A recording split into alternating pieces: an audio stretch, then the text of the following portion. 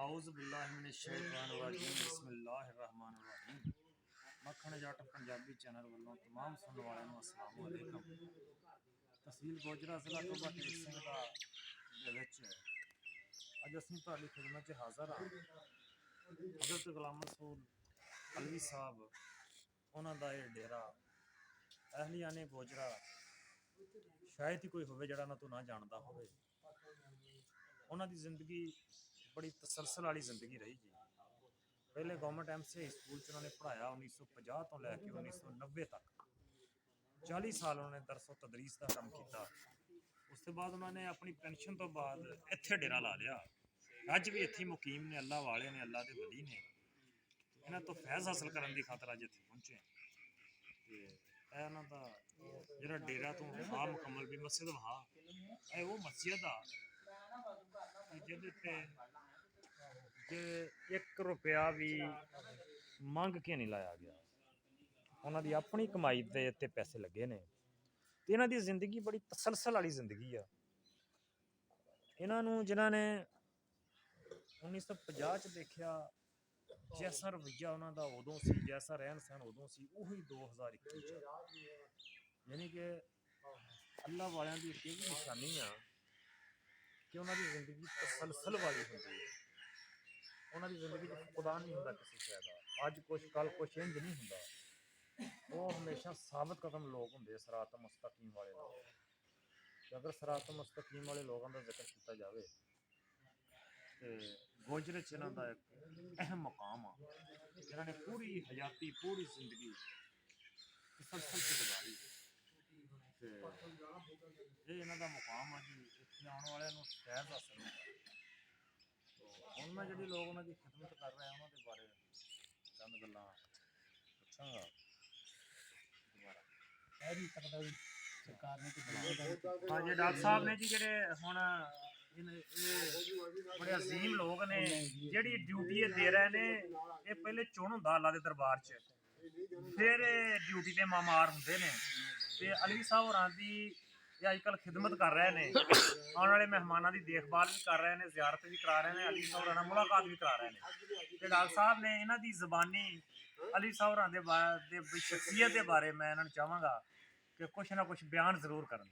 ਇਹ ਜ਼ਮਾਨਾ ਜੀ ਅੱਲਾ ਦੇ ਬੰਦੇ ਨਾਮੁਮਕਿਨ ਵਾਲਾ ਸਾਥ ਨਜ਼ਰ ਆਉਂਦਾ ਜੀ। ਬਿਲਕੁਲ, ਅਸੀਂ ਤੁਰੇ ਫਿਰਦੇ 2 ਨੰਬਰ ਬੜੇ ਫਿਰਦੇ ਹਾਂ, ਲੇਕਿਨ ਸਰਕਾਰ ਦਾ ਮਾਮਲਾ ਵੱਖਰਾ ਹੈ ਜੀ। ਬਿਲकुल, ਕਿਸੇ को पैसा नहीं, पानी तक नहीं पीना, नहीं पियोना, बल्कि जी खिदमत ही खिदमत करनी है जी।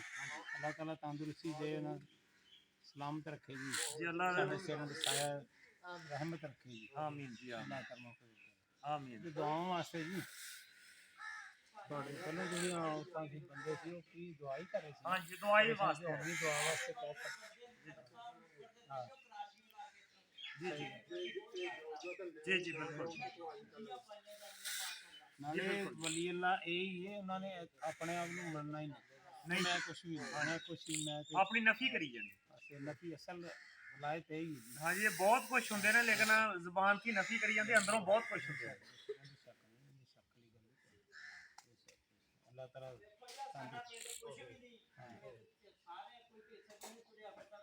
ਬਸ ਇਹ ਹਾਲਤ ਦੀਆਂ ਗੱਲਾਂ ਜੀ ਜੀ। ਪਿੰਡ ਨਹੀਂ, ਸ਼ਹਿਰ ਕਹੋ, ਮੁਲਕ ਕਹੋ ਬਾਬਾ ਜੀ, ਬਿਲਕੁਲ ਐਵੇਂ ਹੀ ਹੈ।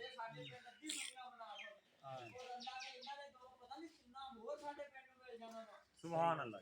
ਹਰ ਬੰਦੇ ਨੇ ਜੀ ਜੀ ਜੀ ਸ਼ਹਿਰ ਤੋਂ ਇੰਨੇ ਲਾਤਾਦਾਦ ਬੰਦੇ ਆਉਂਦੇ ਜਿਹਦਾ ਹਿਸਾਬ ਨਹੀਂ ਪਤਾ। ਕਰਾਚੀ ਉਹ ਮੀਆਂ ਸਾਹਿਬ ਨੇ ਇੱਥੇ ਹੀ ਫਰਮਾਇਆ ਨਾ ਜੀ ਕਿ ਜਿਸ ਜਾਈ ਵਿੱਚ ਮਤਲਬ ਹੋਵੇ ਤੇ ਮਰਦ ਪਚਾਵਣ ਖਲਿਆਂ ਤੇ ਮਿਲਣ ਮਰਾਦਾਂ ਮੰਗਤਿਆਂ ਤਾਈ ਮਰਦਾਂ ਦੇ ਦਰ ਮੱਲਿਆਂ ਤੇ ਹਰ ਮੁਸ਼ਕਲ ਦੀ ਕੁੰਜੀ ਯਾਰੋ ਹੱਥ ਮਰਦਾਂ ਦੇ ਆਈ ਤੇ ਮਰਦ ਨਜ਼ਰ ਕਰਮ ਕਰਨ ਜਿਸ ਵੇਲੇ ਫਿਰ ਮੁਸ਼ਕਲ ਰਵੇ ਨਾ ਕਾਈ।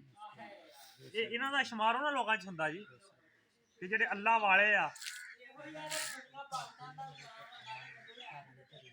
हाँ जी,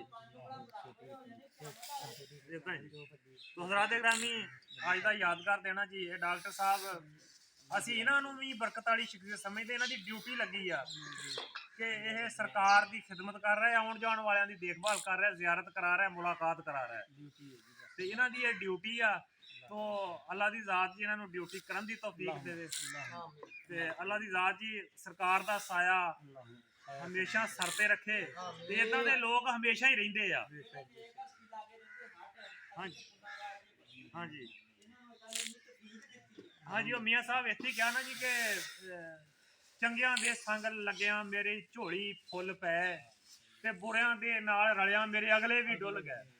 ਤੇ ਦੂਸਰੀ ਜਗ੍ਹਾ ਮੀਆਂ ਸਾਹਿਬ ਨੇ ਫਰਮਾਇਆ ਕਿ ਨੇਕ ਬੰਦੇ ਦੀ ਸੋਹਬਤ ਲੋਕੋ ਜਿਵੇਂ ਦੁਕਾਨ ਆ ਤਾਰਾਂ, ਸੌਦਾ ਭਾਵੇਂ ਲਈਏ ਨਾ ਲਈਏ ਤੇ ਬੁੱਲੇ ਆਉਣ ਹਜ਼ਾਰਾਂ।